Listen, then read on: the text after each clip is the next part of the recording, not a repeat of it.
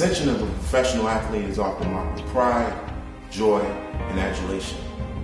Yet the fall can be cold, lonely, and desolate. Our topic of discussion today is Allen Iverson, one of the best players to ever lace up a pair of tennis shoes in the NBA. Over the past several weeks, in the news media and throughout the internet, it's been flooded with reports of Allen Iverson's financial situation.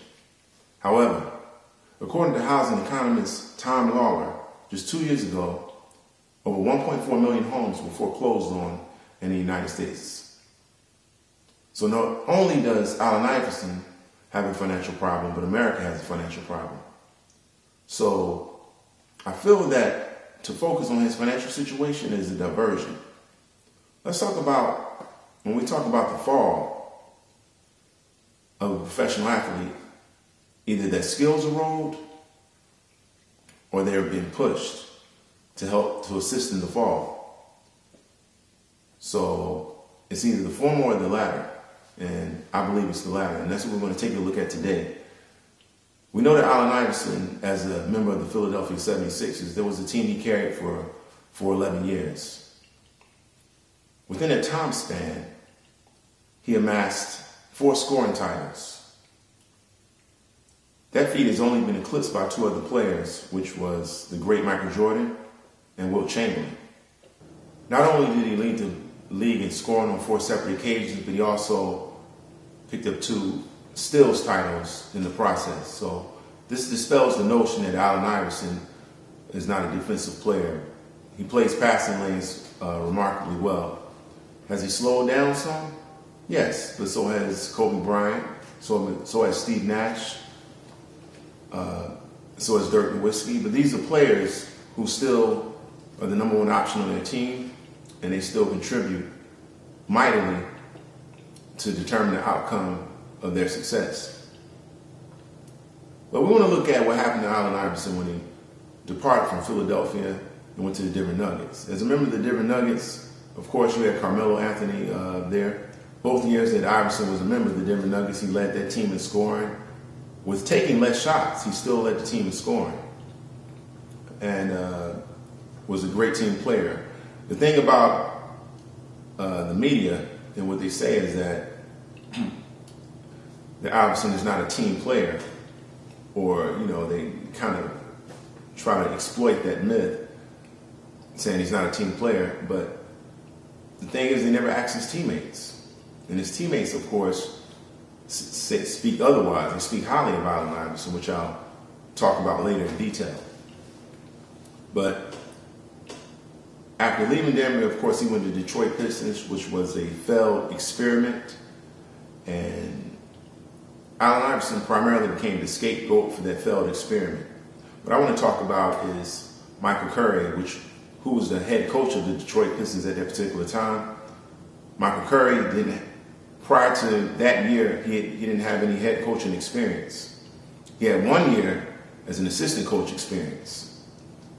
So how does a franchise like Detroit Pistons, who are known for winning, who previous to Mike Curry, or prior to Mike Curry, they had Flip Saunders as the head coach, who was a great head coach, and hire somebody as inexperienced as this man, Michael Curry, who didn't have any head coaching experience whatsoever. So you have a very talented Detroit team with Allen Iverson, arrival, Richard Hamilton, Rodney Stuckey, but two very similar players in Iverson and Stuckey, and to some degree Rip Hamilton. They're slashers. They create off the dribble. These are all players that create off the dribble. And Michael Curry pretty much didn't do a good job of managing that talent. He pretty much played musical chairs with these guys throughout the season. And when Detroit's record started suffering as a result, Allen Iverson took the brunt of the criticism. It was Michael Curry who first came up with the assertion or idea that Allen Iverson should come off the bench. Now, at the beginning of the video, I stated that Iverson was in the same category as far as scoring titles with Michael Jordan and Wilt Chamberlain. One of the greatest scorers of all time we've ever seen. Still at the top of his game, but you make the assertion that he should come off the bench because you don't know how to utilize this guy. You don't know how to utilize this player because you're an inexperienced coach.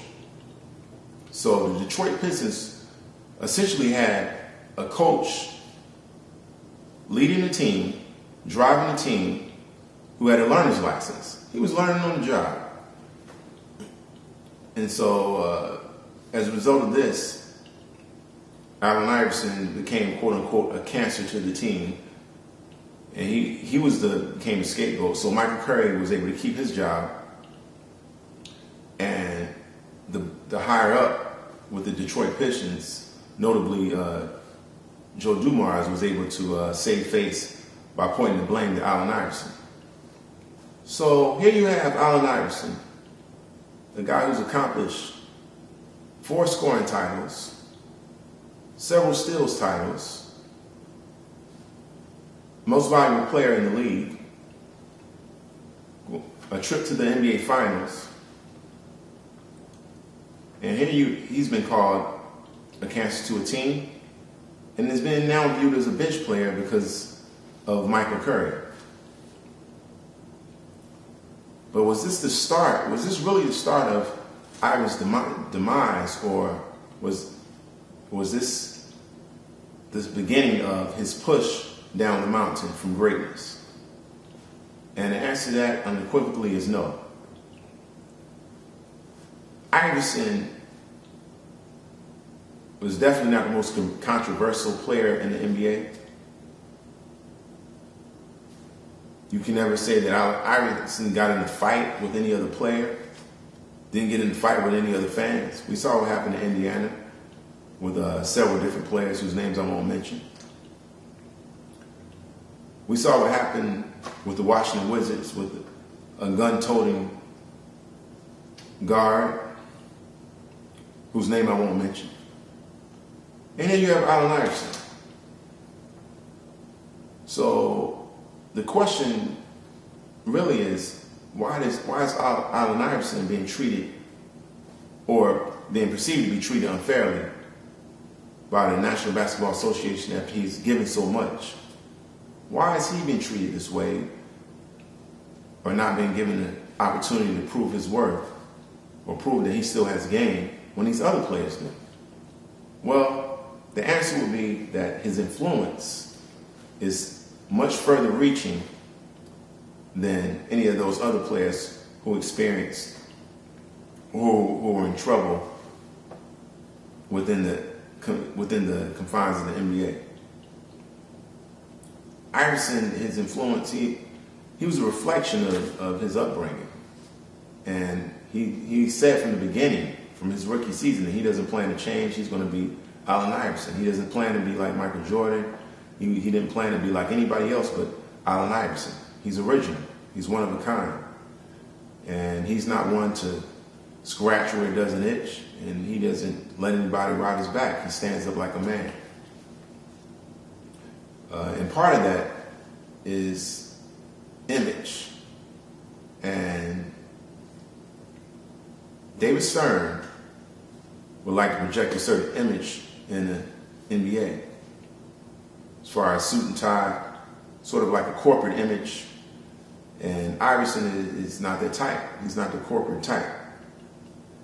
He was shaped by a segment of America that is often ignored, obscured, and just forgotten. I recall, as a native of Philadelphia, I recall Iverson would really support his friends. He would bring them to the games, buy tickets for his friends, and they were in attendance. And of course, they didn't fit that suit and tie image either.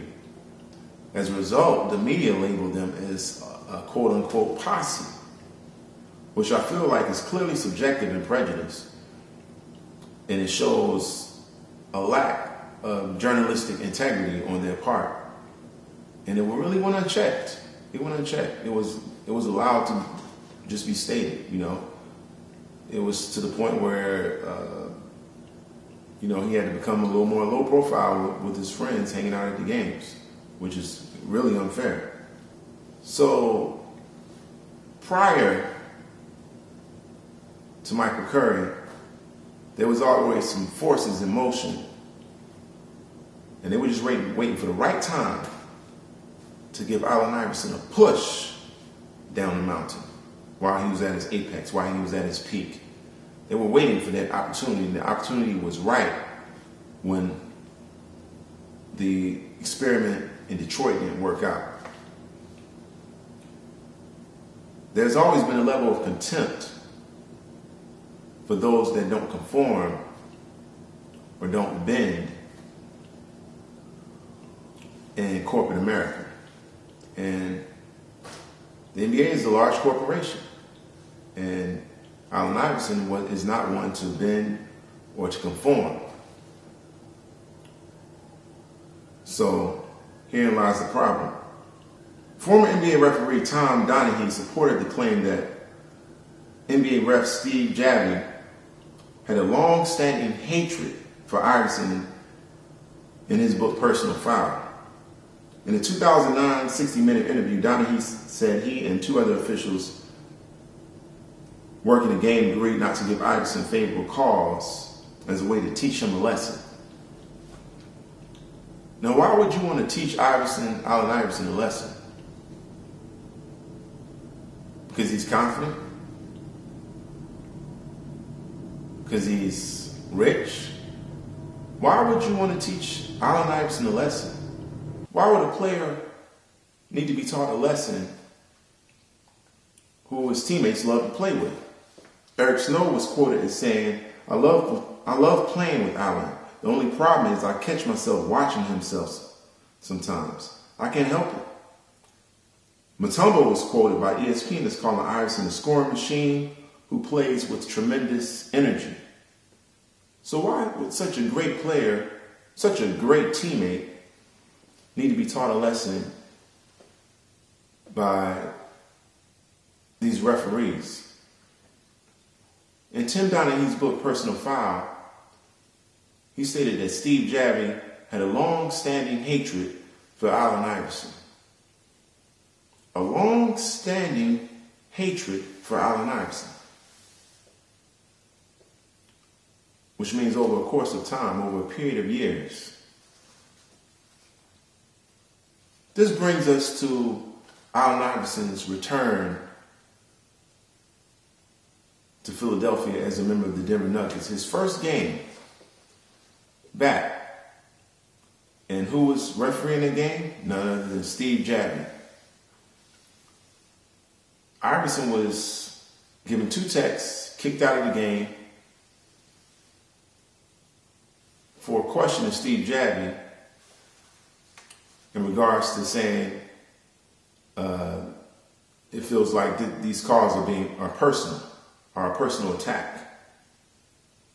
Steve Javie kicked him out of the game. The press asked him what happened and what he said. Iverson told him that he asked Steve Javie, why was this personal? And he was kicked out the game. So Iverson was fined $25,000, but most of the league's referees thought the fine was too lenient. They wanted him to be suspended for several games for asking Steve Javie, why are you personally attacking me? Why do I feel like it's a personal attack? You're personally attacking me. So it was something that the referees obviously had some knowledge of, that Steve Javie had a long-standing hatred. According to Tim Donaghy, he couldn't have been the only one who knew that Steve Javie had a personal hatred for Allen Iverson. As a result of the altercation in Iverson's return to Philadelphia as a member of the Denver Nuggets and his subsequent $25,000 fine, as well as his comment, angered a lot of referees around the league. So on January the 6th, 2007, when the Denver Nuggets faced the Utah Jazz. Tom Donaghy had a pre-game meeting and agreed, and I quote, "We were going to strictly enforce the palming rule against Iverson. Palming the ball was something Iverson loved to do, but if he so much as came close to a palm, we were going to blow the whistle. Obviously, our actions were indirect retaliation for Iverson's rant against Javi. True to form, I immediately excused myself and made an important call." I'm going to read that last part again. Obviously, our actions were in direct retaliation for Iverson's rant against Javi. True to form, I immediately excused myself and made an important call. Who were you calling?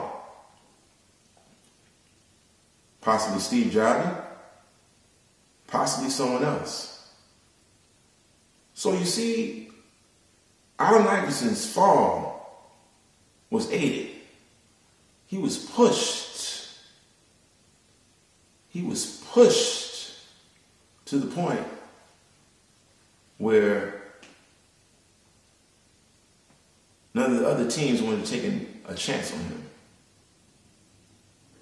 If he was hated by referees, who else hated Iverson? Who else hates Iverson? We know the fans love him. We know the teammates he played with love him. We know he's one of the greatest players of all time. To be mentioned in the same breath with Michael Jordan and Wilt Chamberlain, we know he's one of the greatest. But when you don't bend, when you don't scratch where you don't itch, when you don't conform to a certain image that is set forth, this is what you face. This is what Iverson is facing right now. So they have a diversion going on right now, talking about his finances. That's a diversion. They don't want to give this man an opportunity. There's so many teams in the NBA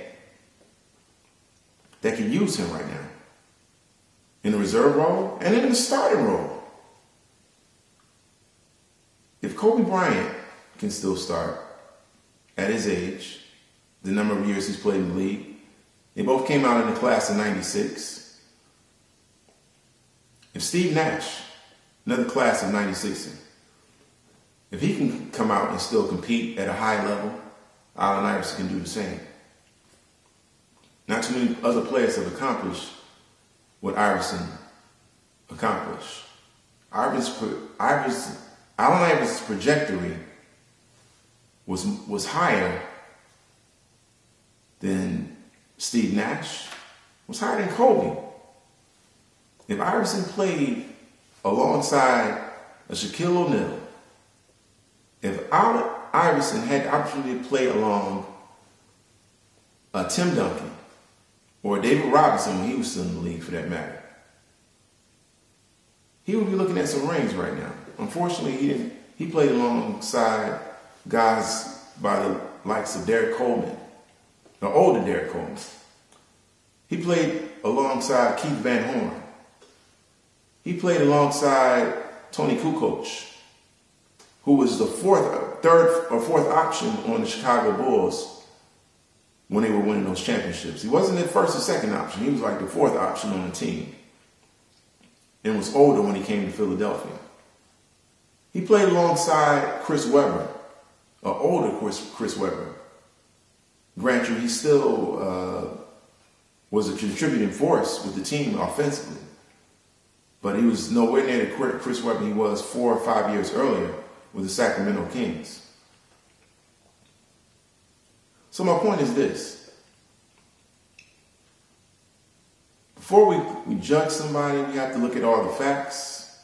Sometimes we have to do a little research. Repetition of a message constitutes mental programming. Repetition of a message constitutes mental programming, which means they've said that Iverson is a cancer to the team so much in the media. They say he's not a team player so much that most of us out here don't do the research, and we start believing it because we hear it over and over again. There's no way you can become or be even mentioned in that category with being one of the greatest and the most elite players of all time without practicing. That's something else they blew out of proportion. They took it out of context and made it into a little soundbite. So now people are buying this. So do the research. Allen Iverson definitely deserves another opportunity to play in the NBA, if that's what he wants to do, or play elsewhere. The man deserves to play. He's one of the greatest of all times, and we should definitely salute this man for his accomplishments as an NBA player. Until next time, peace.